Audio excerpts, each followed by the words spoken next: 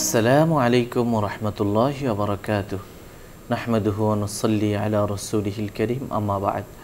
সম্মানিত দর্শক শ্রোতা, কাছে দূরে, দেশে কিংবা প্রবাসে যে যেখানে বসে টিভির পর্দায় অথবা ইউটিউব চ্যানেলে আমাদের দেখছেন, সবাইকে জানাই আন্তরিক শুভেচ্ছা ও অভিনন্দন। প্রিয় দর্শক শ্রোতা, আপনারা জানেন যে প্রতিদিন রোজ সকালে এই অনুষ্ঠানে, এই টিভি চ্যানেলে ইসলামের বিভিন্ন গুরুত্বপূর্ণ বিষয় নিয়ে আলোচনা করা হয়ে থাকে। আলোচনা করেন দেশখ্যাত ইসলামিক স্কলাররা।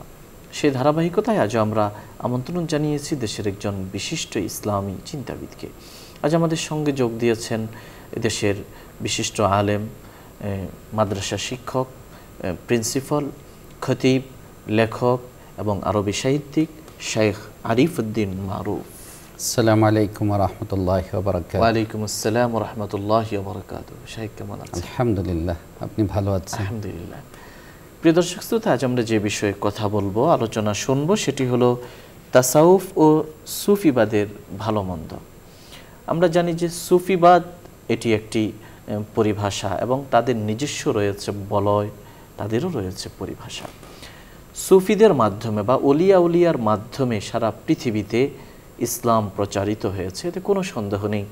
এবং কি আমাদের মাতৃভূমি বাংলাদেশেও ইসলাম প্রচারের ক্ষেত্রে, ইসলামের প্রচার এবং প্রসারের ক্ষেত্রে অলিয়া উলিয়ার বিশেষ ভূমিকা রয়েছে। অনেক মানুষ রয়েছেন, একটি বৃহৎ জনগোষ্ঠী রয়েছেন যারা তাসাউফ চর্চার সঙ্গে রয়েছেন। আবার এর মধ্য দিয়ে অনেক এমন ভ্রান্ত মতবাদ, চিন্তাধারাও সমাজের রন্ধ্রে রন্ধ্রে পৌঁছে গেছে, যারা নিজেদেরকে সুফি দাবি করে অথবা নিজেদেরকে অলিয়া উলিয়াদেরই অনুসারী মনে করে, কিন্তু ইসলামী বিধিনিষেধ, শরিয়া, ইসলামিয়ার নির্দেশনার সঙ্গে তাদের কর্মকাণ্ডের কিছু অমিল দেখা যায়।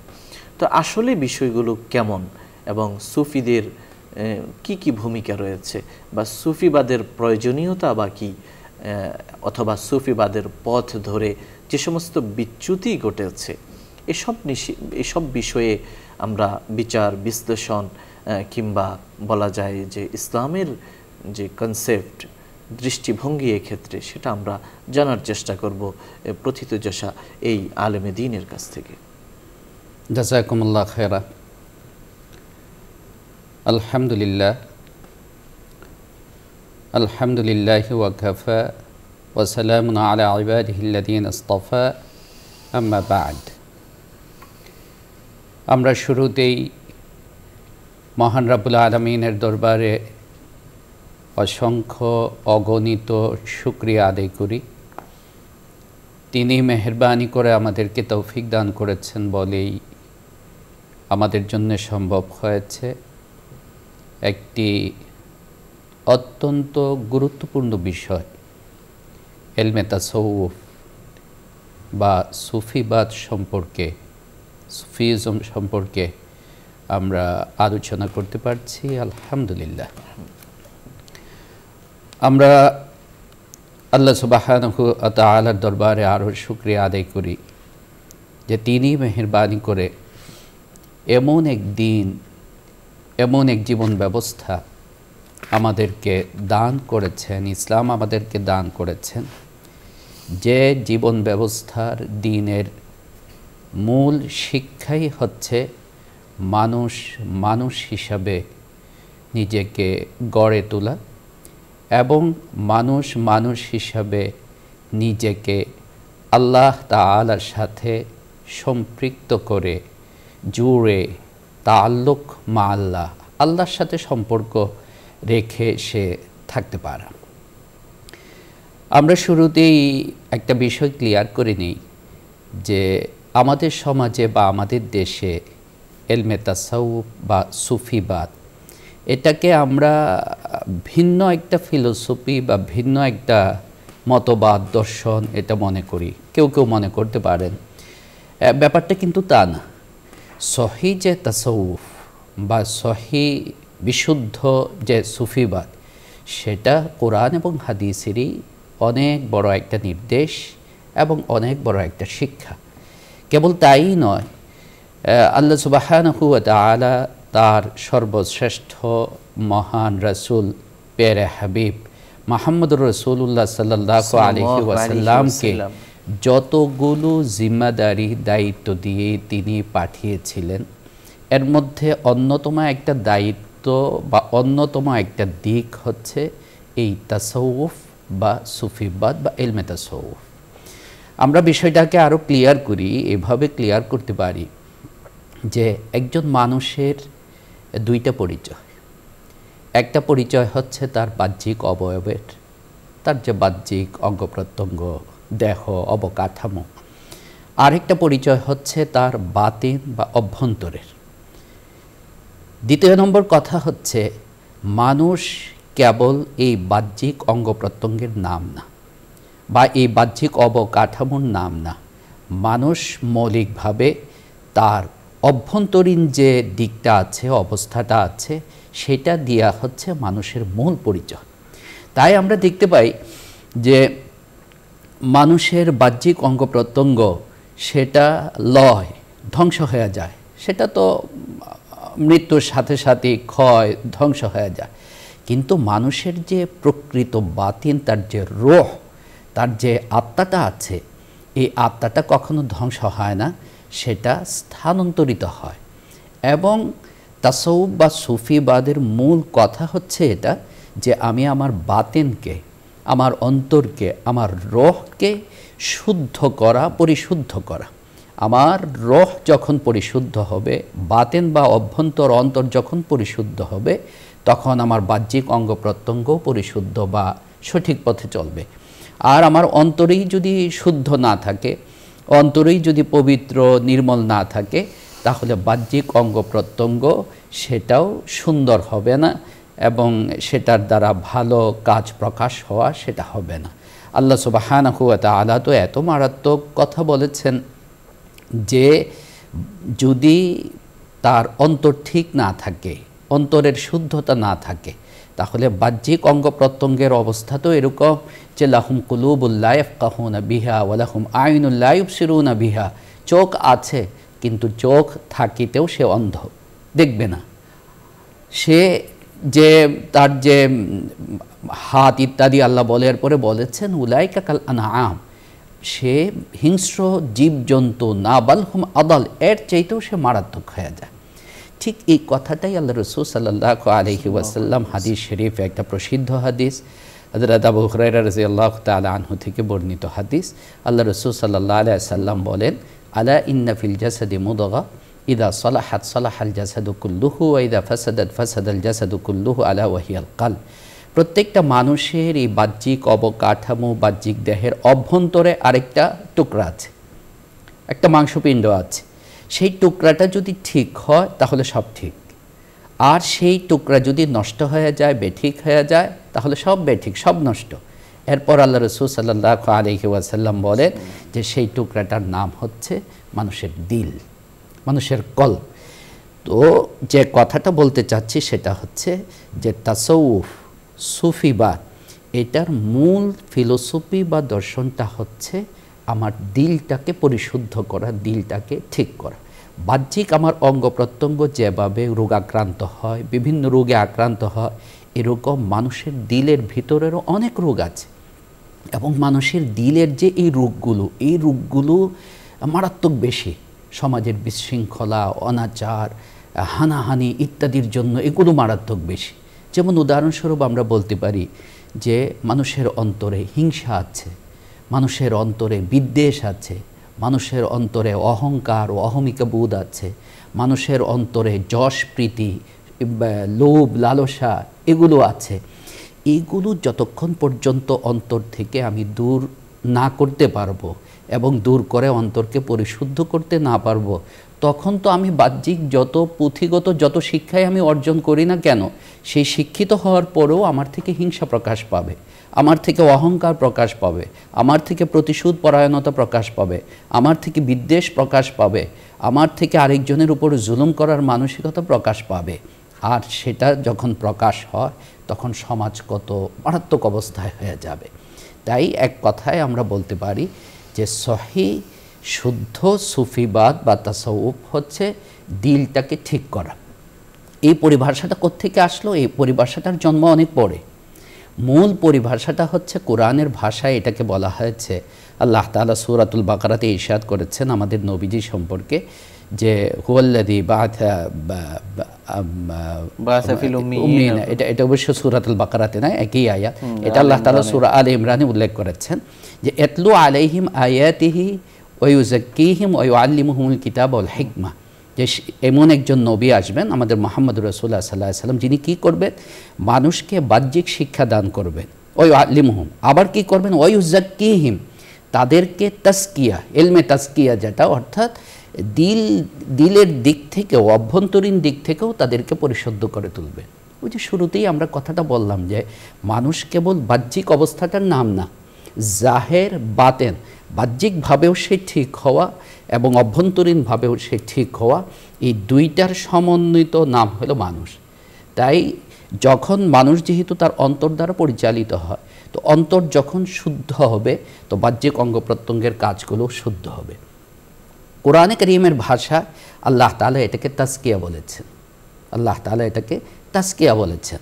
আর রাসূল পাক সাল্লাল্লাহু আলাইহি ওয়াসাল্লামের তো এই সম্পর্কে বিভিন্ন হাদিস আছে।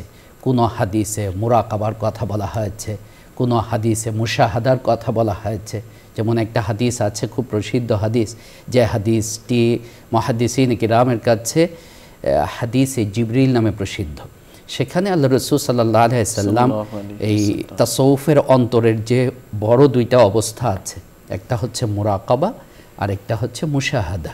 আল্লাহ রাসূল বলেন, আনতা আবুদাল্লাহ কাআন্নাকা তারাহু ফাইন লাম তাকুন তারাহু ফাইন্নাহু ইয়ারাক, তুমি আল্লাহর পথে চলবে, আল্লাহর ইবাদত এভাবে করবে যেন তুমি তাকে সামনে দেখতে পাচ্ছ। এটাকে বলা হয় মুশাহাদা, প্রত্যক্ষ সমক্ষ দর্শন। তো আল্লাহ রাসূল এখানে যেন বলেছেন, কারণ দুনিয়াতে তো আর আল্লাহকে সরাসরি দেখা সম্ভব না। আর এটা যদি না হয় ফাইন লাম তাকুন তারাহু ফাইন্নাহু ইয়ারাক, মুরাকাবা, যে আমার আল্লাহ আমাকে দেখছেন, আমার মালিক আমাকে দেখছেন, এই ধ্যান ও মগ্নতা, এই ধ্যানটা আমার ভিতরে জাগ্রত থাকা। খুব সুন্দর একটা আপনার বাস্তব ঘটনা মনে পড়েছে। আমরা জানি তাসাউফের যে কয়জন ইমাম আছেন বড়, এর মধ্যে একজন হচ্ছেন খাজা মঈনুদ্দিন চিশতি রাহমাতুল্লাহি আলাইহি, এবং তার মাধ্যমে যে সিলেবাসটা বা প্রশিক্ষণটা অন্তরকে ঠিক করার, এটাকেই আমরা বলি তরিকায়ে চিশতিয়া। এটা হলো তরিকায়ে চিশতিয়া।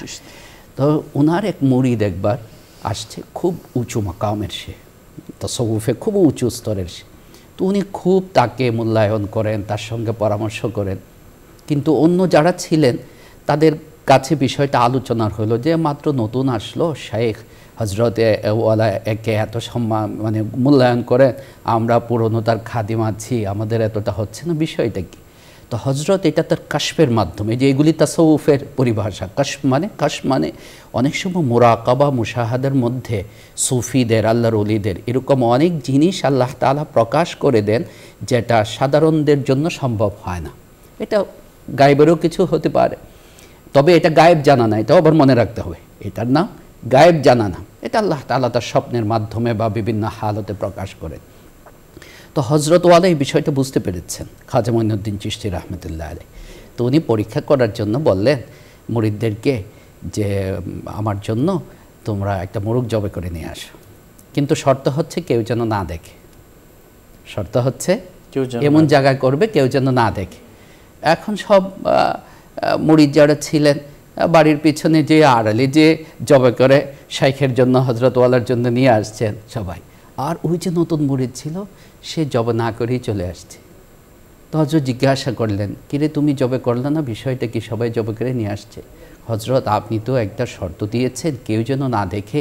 তো যেখানেই আমি মোরগটা জবে করতে গিয়েছি আমার ধ্যান আসছে যে আল্লাহ তো দেখছেন, আল্লাহ তো দেখছেন। এই যে ধ্যানের যে ভাবটা, যেটাকে তো তাসাউফের ভাষায় মুরাকাবা বলা হয়, ঠিক অনুরূপভাবে আপনার এটা তো হচ্ছে চিশতিয়া তরিকাতে আরও 3টা তরিকা আছে, কাদিরিয়া আছে, নকশবন্দিয়া আছে, মুজাদ্দিদিয়া আছে, যেটা খাজা আব্দুল কাদের জিলানী রাহমাতুল্লাহি আলাইহি, বাহাউদ্দিন নকশবন্দি ছিলেন ইমাম একজন উনার, ঠিক অনুরূপভাবে আব্দুল কাদের জিলানী রাহমাতুল্লাহি আলাইহির কাদিরা। এই সবগুলো তরিকার মূল উদ্দেশ্য আসলে এটাই, আমার দিলটাকে পরিশুদ্ধ করা। এবং দিলের ভিতরে আজকে দেখেন কি অবস্থা আমাদের দিলের, হিংসা, হানাহানি, রেষারেষি, মানুষের প্রতি মানুষের ভালোবাসা নেই। কিন্তু একজন যখন সে তাসাউফের ওই প্রশিক্ষণটা গ্রহণ করে, তখন তার ভিতরে সৃষ্টির প্রতি ভালোবাসা, মানুষের প্রতি ভালোবাসা, এটা তার ভিতরে আসে। মানুষের প্রতি ভালোবাসা যখন আসবে, তখন হানাহানি এমনিতেই চলে যাবে।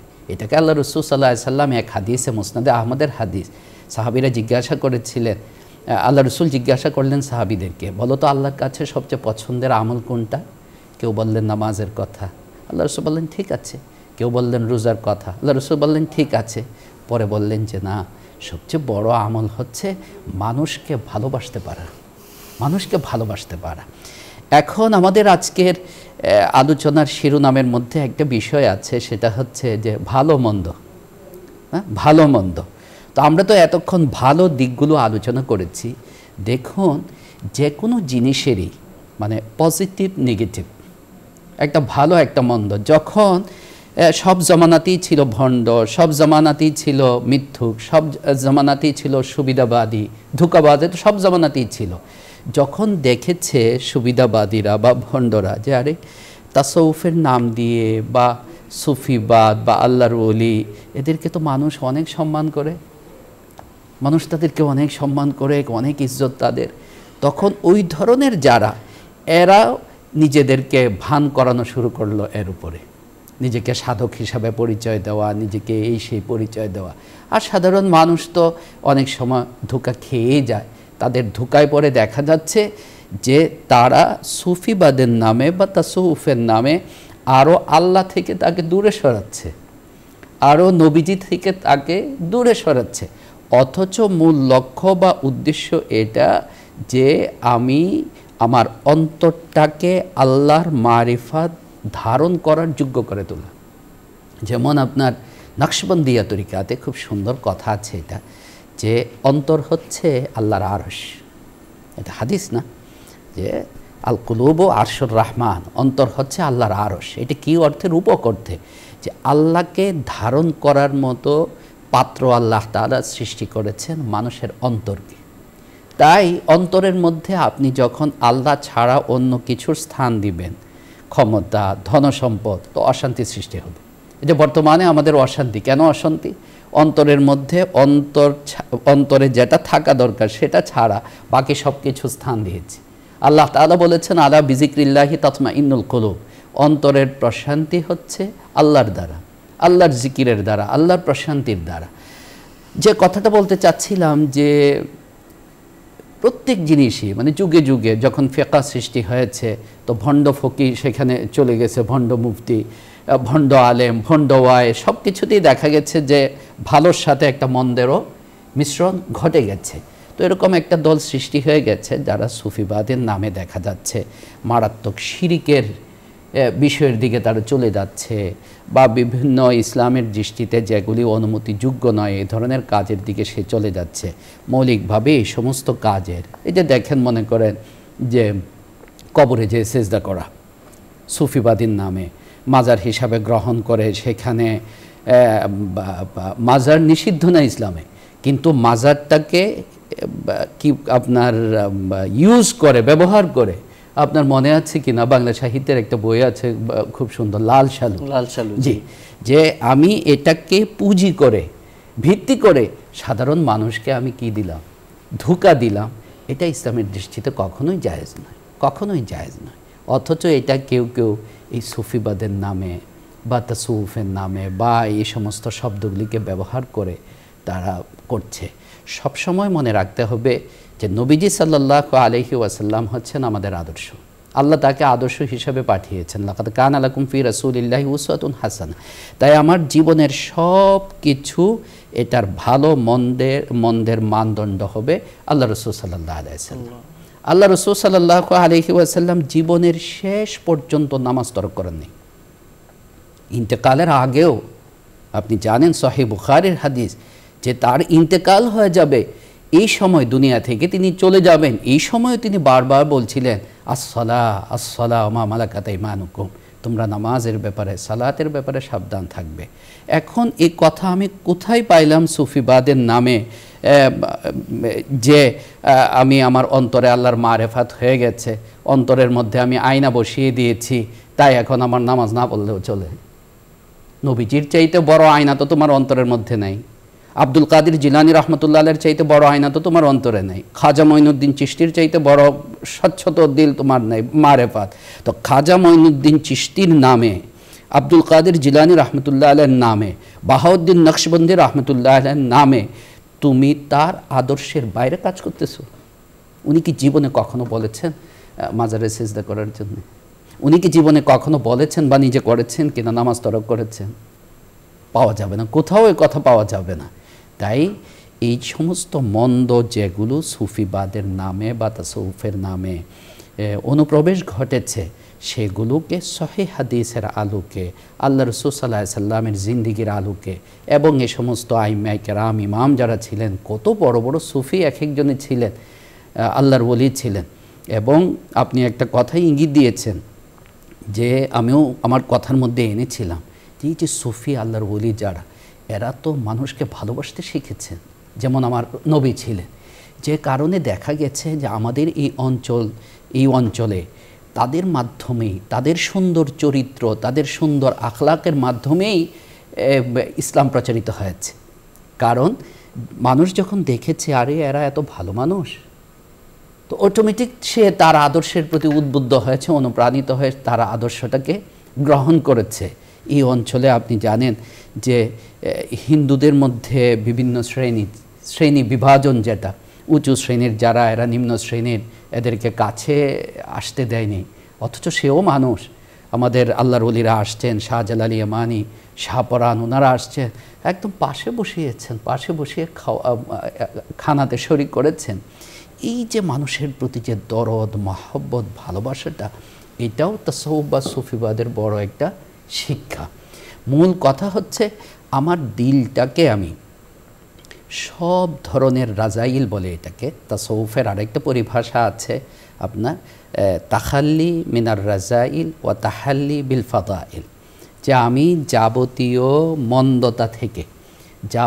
মন্দতা থেকে অন্তরকে পবিত্র করে যাবতীয় গুণাবলী দ্বারা অন্তরকে আপনার অলঙ্কৃত করা, সুসজ্জিত করা।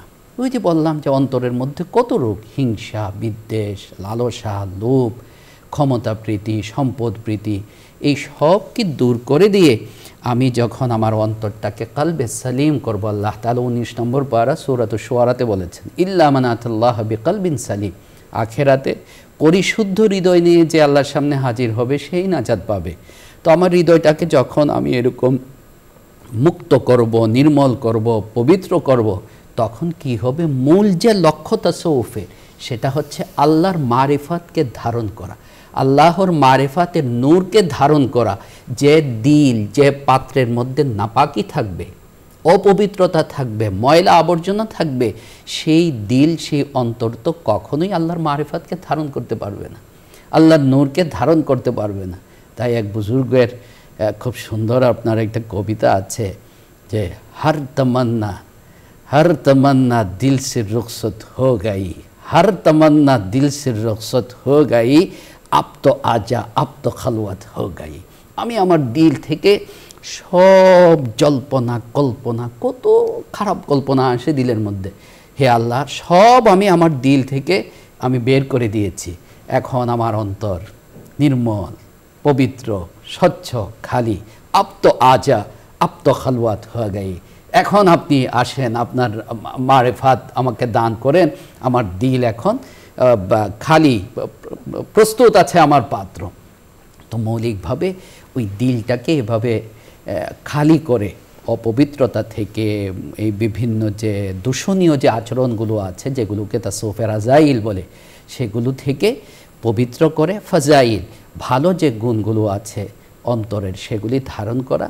আর অন্তর যখন আমার শুদ্ধ হবে, নির্মল হবে, গুণ সম্পন্ন হবে, তখন আমার যে বাহ্যিক অঙ্গ প্রত্যঙ্গ আছে, সেই অঙ্গ প্রত্যঙ্গগুলি দিয়েও ভালো জিনিসই প্রকাশ পাবে। দেখেন আল্লাহ রাসূল সাল্লাল্লাহু আলাইহি ওয়াসাল্লামের জিন্দিগিতে বা সাহাবায়ে কেরাম, আউলিয়ায়ে কেরাম যারা ছিলেন, কতটা তাদের অন্তরের মধ্যে মানুষের প্রতি ভালোবাসা বিরাজ করত। আল্লাহর নবীর সাথে কত দুর্ব্যবহার করেছে, কিন্তু তারপরেও একবারও তিনি বদ্ধ দিচ্ছেন না। তার চলার পথে কাঁটা বিছিয়ে দিচ্ছে, নিজে তা পরিষ্কার করছেন। এটা কতটুকু প্রেম ভালোবাসা সৃষ্টির প্রতি, মানুষের প্রতি থাকলে হয়। এবং এটা আল্লাহর কাছে কত পছন্দ, যে সাহিহ বুখারীর হাদিসে আছে যে একটা কুকুরকে, দুশ্চরিত্রা এক মহিলা একটা তৃষ্ণার্ত কুকুরকে পানি পান করানোর কারণে আল্লাহ তার জান্নাতের ফয়সালা করেছে। মানে এই যে একটা নিরীহ অসহায় কুকুরের প্রতি সে প্রেম ভালোবাসা এবং দয়া প্রকাশ করেছে, সেজন্য আল্লাহ সুবহানাহু ওয়া তাআলা তাকে মাফ করে দিয়েছেন। তো মূল এই বিষয়টা আমাদেরকে মনে রাখতে হবে, সাথে সাথে এটাও মনে রাখতে হবে যে আমাদের সব কিছুর সঠিক বা সঠিক নয়, ভালো বা মন্দ, এটার মানদণ্ড হচ্ছে আমাদের কাছে কি? কোরআন এবং হাদিস, আল্লাহ রসুলের জিন্দিগি, আইম্মায়ে কেরাম, এই বড় বড় ইমাম যারা ছিলেন তাদের জিন্দিগি। তাই তাদের জিন্দিগির আলোকে আমি অবশ্যই বিচার বিশ্লেষণ করব, যেটা তাদের জিন্দিগির সাথে বা আল্লাহ নবীর সুন্নতের সাথে যেটা মিলবে না সেটা আমি পরিহার করব, যেটা মিলবে সেটাই আমি ধারণ করব এবং গ্রহণ করব, অনুসরণ করব। শুকরিয়া মোহতারাম, আপনি আমাদের বলছিলেন তাসাউফ ও সুফিবাদের ভালো মন্দ নিয়ে। আমরা আপনার কাছে কয়েকটি বিষয় এই সংশ্লিষ্ট আমরা জানতে চাইব। প্রথমত একটি বিষয় যে আপনি যেমনটা বললেন যে তাসাউফ বা সুফিবাদ এটি একটি বর্তমানে শাস্ত্রের রূপ নিয়েছে। এটাকে আমরা ধরতে পারি যে এটা আলাদা একটা শাস্ত্র। আমরা আপনার কাছে জানতে চাই যে নবী যুগে বা রাসূলুল্লাহ সাল্লাল্লাহু আলাইহি সাল্লামের যুগে কি এই শাস্ত্রটা এভাবে একটি বিশেষ শাস্ত্র হিসাবে ছিল কিনা? না, নবী করিম সাল্লাল্লাহু আলাইহি ওয়াসাল্লামের যুগে কেবল এটাই না, কোনো আরও যে আছে, যেমন এলমে ফিকহ মনে করেন, এলমে শরীয়ত, এলমে হাদিস, আরও যা আছে, কোনোটাই নবী পাক সাল্লাল্লাহু আলাইহি সাল্লামের যুগে শাস্ত্রীয় রূপ ধারণ করে নাই। এবং এখানে একটা কারণ আছে, নবীজি সাল্লাল্লাহু আলাইহি ওয়াসাল্লাম ছিলেন জামিউল কামালাত বলা হয় নাকি, সব শ্রেষ্ঠত্ব এবং পরিপূর্ণতার আধার তিনি অ্যাট এ টাইম সব কিছু। তিনি অ্যাট এ টাইম সুফি, তিনি অ্যাট এ টাইম মুহাদ্দিস, তিনি অ্যাট এ টাইম বিচারক, তিনি অ্যাট এ টাইম রাষ্ট্রনায়ক, তিনি মানে সব কিছু তিনি। কিন্তু পরবর্তীতে মানুষের যখন দুর্বলতা প্রকাশ পাচ্ছে আস্তে আস্তে, তখন তো সম্ভব হয়নি। তাই দেখা গেছে উলামায়ে কেরাম কী করেছেন, হাক্কানি রব্বানি উলামায়ে কেরাম এক একজন এক একটা সাবজেক্টকে গ্রহণ করেছেন। কেউ ইলমে হাদিসকে গ্রহণ করেছেন, যাদেরকে আমরা মুহাদ্দিস বলি, কেউ ইলমে ফিকহ গ্রহণ করেছেন, যাদেরকে আমরা ফকিহ বলি। ঠিক অনুরূপভাবে উলামায়ে রব্বানি হাক্কানির আরেকটা দল, এরা ভিন্ন কিছু না, আরেকটা দল, এরা এই সাবজেক্টটাকে, নবীজির যে এই একটা ডিপার্টমেন্ট ছিল যে মানুষের অন্তরের রোগ কীভাবে শুদ্ধ করা যায়, ঠিক করা যায়, এই ব্যাপারে তোমরা চিন্তা করো এবং এই ব্যাপারে মানুষের পিছনে মেহনত করো। সাহাবায়ে কেরাম রাদিয়াল্লাহু তাআলা আনহুমের এটা সৌভাগ্যের ব্যাপার যে নবীজি সাল্লাল্লাহু আলাইহি সাল্লাম এত মানে ওনার ফুয়ুজ ও বারাকাতের আসরটা এত বেশি যে একজন মুসলমান হওয়া মাত্রই তার অন্তরে সেই ফুয়ুজ ও বারাকাত হাসিল হয়ে গেছে। কিন্তু যত নবীজি থেকে আমরা দূরে সরতেছি, তত এই ফুয়ুজ ও বারাকাত থেকে আমরা দূরে সরতেছি। সরার কারণে কি হচ্ছে, অন্তর আমাদের কুলুষিত হচ্ছে আগের তুলনায়। আমরা আপনার কাছে আরো একটি বিষয় জানতে চাইবো যে পীর গ্রহণ করা বা পীর ধরা যেটাকে আমরা বলি, বা অর্থাৎ সরাসরি কোনো পীরের অনুসরণ করা, এটা এক্ষেত্রে কি ইসলামের কোনো বাধ্যবাধকতা আছে? বাধ্যবাধকতা বলতে মানে ফরজ বলাটা মুশকিল, বাকি কোরআন সুন্নাহ দ্বারা এটা প্রমাণিত, এটা বলতে হবে। কোনো বিজ্ঞ আলেমও তিনি হতে পারেন, অর্থাৎ এটা তিনি নামধারী পীর হওয়া জরুরি নয়। না না, কোনো একজন মূল হলো ওই বিষয়টা সম্পর্কে তার জানা থাকতে হবে, বুঝতে হবে জিনিসটা, এটা থাকতে হবে তার। অনুরূপভাবে আমরা আপনার কাছে জানতে চাইবো যে অনেক সময় দেখা যায় যাকে পীর মানা হয় সমাজে, পীর নামে সেটা গদিনসীন হতে পারে, নানা রূপে এটা আছে, তো সেই পীর যদি ইসলাম বিরোধী বা শরীয়ত বিরোধী কাজ করে, সেক্ষেত্রে মুরিদদের করণীয় কি? আমরা শুরুতেই এই কথাটা আলোচনা করেছি যে সব ক্ষেত্রে আমার মূল দৃষ্টি থাকবে আল্লাহ রসূল সাল্লাল্লাহু আলাইহি ওয়াসাল্লামের নির্দেশনা। যদি তাদের নির্দেশনার পরিপন্থী এমন কিছু হয় তাহলে কখনোই আমি সেটা গ্রহণ করব না। অর্থাৎ পীরকে অনুসরণ করার অর্থ এই নয় তিনি যদি ইসলাম বিরোধী কাজের নির্দেশনা দেন সেটা মানতে আপনি বাধ্য। এবং এখানে এটাও ক্লিয়ার করি, পীর আসলে কি? পীর শব্দের অর্থ হচ্ছে গাইড, পথ প্রদর্শক। আমি আল্লাহকে পেতে চাই, মূল টার্গেট হচ্ছে আমার এটা, আমি আল্লাহকে পেতে চাই। তো আল্লাহকে পাওয়ার জন্যে ওনাকে আমি আমার উস্তাদ হিসাবে, মুর্শিদ হিসাবে, মুর্শিদ শব্দের অর্থ পথ প্রদর্শক, গাইড হিসাবে মৌলিকভাবে আমি গ্রহণ করেছি ওনাকে।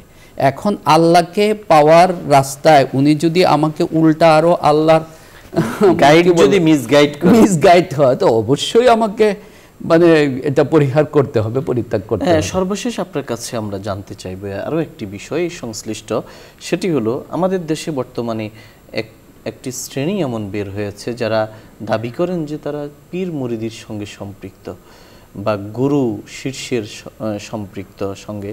তো তাদের মধ্যে প্রবণতায় চিন্তা রয়েছে যে তারা বলেন আমরা যে সালাত আদায় করি, মুসলমানরা সারা পৃথিবীতে সালাত পড়ছে, হারামাইনে সালাত হচ্ছে, ভিডিও হচ্ছে, লাইভ হচ্ছে। তো তারা বলছেন যে আমরা দাইমি সালাত পড়ি, অর্থাৎ আমরা সার্বক্ষণিক আল্লাহর ধ্যানে থাকি, আমরা প্রচলিত মুসলমানরা যেই ধরনের সালাত আদায় করে সেটা আমরা করি না। এক্ষেত্রে আপনি এই বিষয়টাকে কিভাবে দেখেন? তো একটা মিথ্যা দাবি ছাড়া কিছুই না। আচ্ছা, মিথ্যা দাবি ছাড়া কিছুই না। আমরা শুরুতেই ইঙ্গিত দিয়েছি যে আমার নবীর চাইতে মারেফাত সম্পন্ন আর কে ছিল পৃথিবীতে?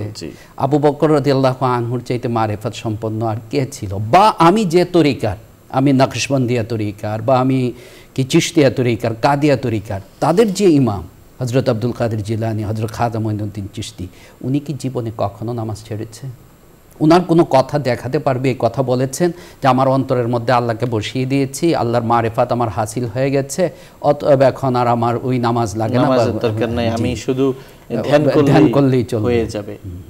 এই বিষয়গুলো আমরা খেয়াল রাখবো। প্রিয় দর্শক শ্রোতা, আজ আমরা অত্যন্ত গুরুত্বপূর্ণ একটি বিষয় তাসাউফ ও সুফিবাদের ভালো মন্দ নিয়ে আলোচনা শুনেছি। ইসলামের মূল শিক্ষা হলো নিজেকে গড়া এবং আল্লাহর সঙ্গে সম্পর্ক জোড়া। তো তাসাউফও সেই কথা বলে যে নিজের মূল অভ্যন্তরীণ নাফস বা তার যে অন্তর রয়েছে সেটাকে পরিশুদ্ধ করা, নিজেকে সঠিক মানুষ হিসাবে গড়ে তোলা। ইলমে তাসাউফের এটাই মূল লক্ষ্য এবং মূল উদ্দেশ্য, যে নিজের অন্তর যেন ঠিক হওয়ার মধ্য দিয়ে একজন মানুষ সঠিক মানুষে পরিণত হয়।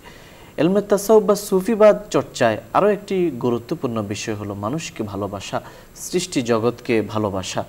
যুগে যুগে যেভাবে ভালোর সঙ্গে মন্দের মিশ্রণ ঘটেছে, ঠিক তেমনই আমরা দেখতে পাই যে এই তাসাউফের সঙ্গে অনেক সময় অনেক ভণ্ড বা নানা নামে প্রচলিত লোকজন এর সঙ্গে যুক্ত হয়েছে এবং অনেক শ্রেণী পেশার মানুষ এমন রয়েছে যারা পীর মুরিদি বা গুরু শীর্ষের সম্পর্কের আড়ালে ইসলাম বিরোধী কর্মকাণ্ডের সঙ্গে সম্পৃক্ত রয়েছে। সুস্পষ্টভাবে এটি বলা যায় যে এর সঙ্গে ইসলামের কোনো সম্পর্ক নেই, বরং ইসলাম চায় ইসলাম মোতাবেক জীবন গড়া। শাইখ আমাদের এটাই বলেছেন যে আমাদের তাসাউফ চর্চার মানদণ্ড হতে হবে কোরআন এবং সুন্নাহ। কোরআন এবং সুন্নাহর আলোকে জীবনকে গড়তে হবে এবং বিশেষভাবে যারা তাসাউফ চর্চার ক্ষেত্রে দিকপাল হিসাবে ভূমিকা রেখেছিলেন তাদের জীবনী আত্মস্থ করে আমাদেরকে এই যাত্রায় অগ্রসর হতে হবে। আল্লাহ তাআলা আমাদের সবাইকে তৌফিক দান করুন। প্রিয় দর্শক শ্রোতা, আলোচনার এ পর্যায়ে আমরা সংক্ষিপ্ত মুনাজাতে অংশগ্রহণ করব। আপনারা চাইলে আমাদের সঙ্গে মুনাজাতে শামিল হতে পারেন।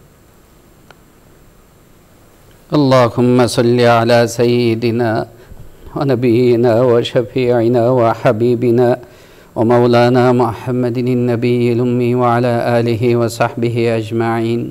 اللهم لك الحمد كله، اللهم لك الشكر كله، اللهم إليك يرجع الأمر كله، اللهم لا نحصي ثناء عليك أنت كما أثنيت على نفسك. لا إله إلا الله وحده لا شريك له، له الملك وله الحمد وهو على كل شيء قدير. اللهم إنا نسألك بأنك أنت الله، اللهم إنا نسألك بأنك أنت الله لا إله إلا أنت الأحد الصمد الذي لم يلد ولم يولد ولم يكن له كفوا أحد. আল্লাহু আল্লাহু রাব্বি আল্লাহু আল্লাহু রাব্বি লা উশরিকু বিহি শাইআ আল্লাহু লা ইলাহা ইল্লা হুয়াল হাইয়ুল কাইয়্যুম লা ইলাহা ইল্লা আনতা সুবহানাকা ইন্নী কুনতু মিনাজ জালিমিন লা ইলাহা ইল্লা আনতা সুবহানাকা ইন্নী কুনতু মিনাজ জালিমিন ইয়া আরহামার রাহিমিন ইয়া আরহামার রাহিমিন ইয়া আরহামার রাহিমিন ইয়া যাল জালালি ওয়াল ইকরাম ইয়া যাল কুওয়াতিল মাতিন ইয়া রহিম ইয়া করিম ইয়া রহিম ইয়া করিম ইয়া রহিম ইয়া করিম ইয়া ইলাহাল আলামিন ইয়া রাব্বাল আলামিন। ওগো মালিক মাবুদ, আপনি কত মেহেরবানি আমাদের উপর করেছেন। আপনার মেহেরবানির কারণেই আজকের আলোচনা আমরা করতে পেরেছি, শুনতে পেরেছি। আপনার মেহেরবানির কারণেই আলোচনা শেষে বড় আশা নিয়ে আপনার শাহী দরবারে আমরা আমাদের হাতটা তুলতে পেরেছি। ওগো মালিক মাবুদ, আর একটু মেহেরবানি করে আমাদের হাত তোলাকে আপনি কবুল কইরা নেন, আমাদের আলোচনাকে আপনি কবুল কইরা নেন। ওগো মালিক মাবুদ, আমাদের সকলের গুনাহ খাতা আপনি মাফ কইরা দেন, আমাদের পিতা মাতাকে মাফ কইরা দেন, বিবি বাচ্চা ভাই বোন ময় মুরব্বী আত্মীয় স্বজন বিশেষত যারা মারা গেছেন সকলকে মাফ কইরা দেন। ও মালিক মাবুদ, আপনার মারিফাতের নূর আমাদেরকে দিয়া দেন, আপনার মারিফাতের নূর আমাদেরকে দিয়া দেন। আল্লাহুম্মা তাহহির কুলুবানা বিআনওয়ারি মারিফাতিক আল্লাহুম্মা তাহহির اللهم طهر قلوبنا عمن سواك ونور قلوبنا بأنوار معرفتك। ওগো মালিক মাবুদ, আমাদের দিলটাকে সাফ সুতরা বানায়া দেন, দিলটাকে সাফ সুতরা বানায়া দেন, দিলের সব ময়লা আপনি দূর কইরা দেন। আপনার নূরের তাজাল্লিয়াতকে গ্রহণ করার যোগ্য আপনি দিলকে কইরা দেন। আমাদেরকে আপনার জিকিরওয়ালা বানায়া দেন, মুরাকাবা করনেওয়ালা বানায়া দেন। আপনার রাস্তায় মুজাহাদা করার তৌফিক আপনি আমাদেরকে দান করেন। ওগো মালিক মাবুদ, আমরা তো আপনার কাছেই চাইব, আমাদের তো আর কেউ নাই, আমাদের তো আর কেউ নাই।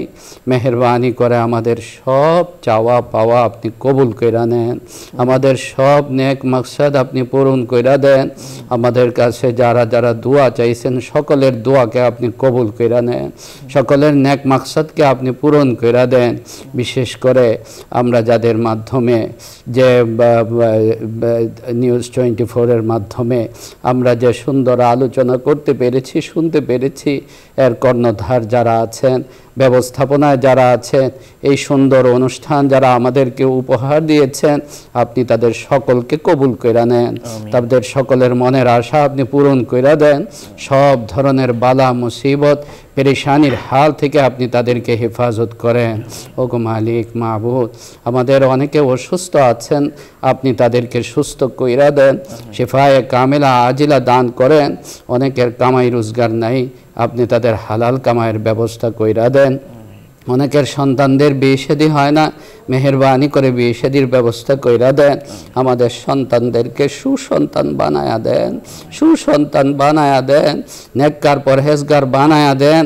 আমাদের দেশের জন্য শান্তি সমৃদ্ধির ফয়সালা করেন। নতুন বছর আমরা শুরু করেছি, নতুন বছরটাকে আল্লাহুম্মা আহিল্লাহু আলাইনা বিল ইউমনি ওয়াল খাইরি ওয়াল বারাকা, বরকত কল্যাণ খাইরের মাধ্যমে আপনি আমাদেরকে শুরু করার তৌফিক দান করেন, যাবতীয় কল্যাণের ফয়সালা আপনি করেন। ওগো মালিক মাবুদ, সারা পৃথিবীব্যাপী বিশৃঙ্খলা অরাজকতা ছড়িয়ে যাচ্ছে, মেহেরবানি করে সব ধরনের ফাসাদ থেকে আমাদেরকে হেফাজত করেন, সব ধরনের ফিতনা থেকে আমাদেরকে হেফাজত করেন। সমস্ত মুসলিমিন মুসলিমাতকে আপনি কবুল কইরা নেন, মুসলিম দেশগুলোকে আপনি কবুল কইরা নেন। সারা পৃথিবীবাসীর উপর রহমতের ফয়সালা আম কইরা দেন, হেদায়েতের ফয়সালা আম কইরা দেন। আমাদের দোয়াকে আপনি কবুল কইরাই নেন। সুবহান রাব্বিকা রাব্বিল ইজ্জাতি আম্মা ইয়াসিফুন ওয়া সালামুন আলাল মুরসালিন ওয়ালহামদুলিল্লাহি রাব্বিল আলামিন। প্রিয় দর্শক শ্রোতা, এতক্ষণ ধরে অত্যন্ত ধৈর্য সহকারে আপনারা শুনছিলেন আপনাদের প্রিয় অনুষ্ঠান আলোকিত প্রতিদিন। আশা করি আগামী দিনও একই সময়ে আমাদের সঙ্গ দেবেন এবং ইসলামের গুরুত্বপূর্ণ বিষয়গুলো শুনে নিজের জীবনে বাস্তবায়িত করার চেষ্টা করবেন। এই আশাবাদ দোয়া ব্যক্ত করে আজকের মতো বিদায় নিচ্ছি। ওমা আলাইনা ইল্লাল বালাগ। আসসালামু আলাইকুম ওয়া রাহমাতুল্লাহি ওয়া বারাকাতুহু।